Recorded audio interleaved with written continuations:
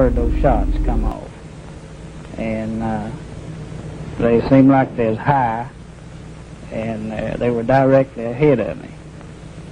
And as I tried to figure out where they came from, and the building that I had in mind was directly ahead of me, and that was the Texas Book Depository, standing around there where the stairs or elevator was.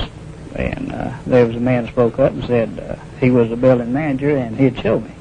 I realized that he didn't know the layout of the building, so I ran in with him. It was just a matter of seconds after the third shot, and we ran across the shipping room floor, stopped at the elevators. And we couldn't get that service elevator working, and he said, well, we use the stairs. And he turned around and immediately went up the stairs. We ran on up the first flight to the second floor, and the officer looked in the snack bar adjacent to our office.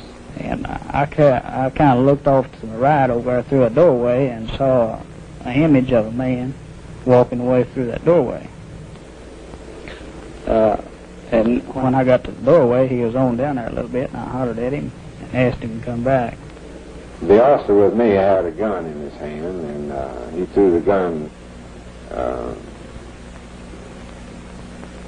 toward the middle of Oswald, and he looked probably a little startled, like anybody else would if you just put a gun in his stomach all at once, which I thought was natural.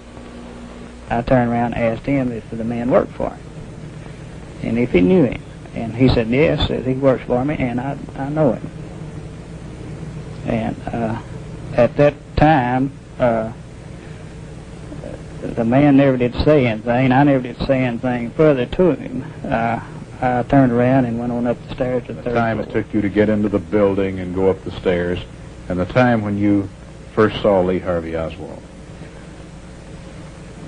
I believe, excuse me, from the time that I heard those shots and time I ran into that building, entered the lobby, and made it up to the second floor, it was approximately a minute and a half to 2 minutes. And that would be pretty close to it. In your testimony before the Warren Commission, was this reenacted, this timing?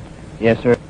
Well, we went back to the same day that we figured what I did that particular day, and we tried to get to the spot where I thought I first heard the shots.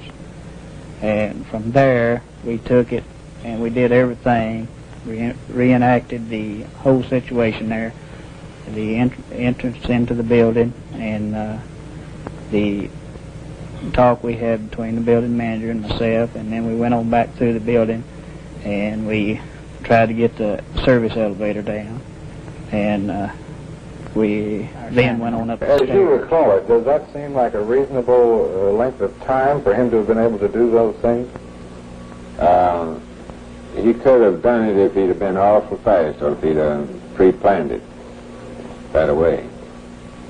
But the ceilings are low on each floor, and the stairways do not have too many steps on. Attention all squad.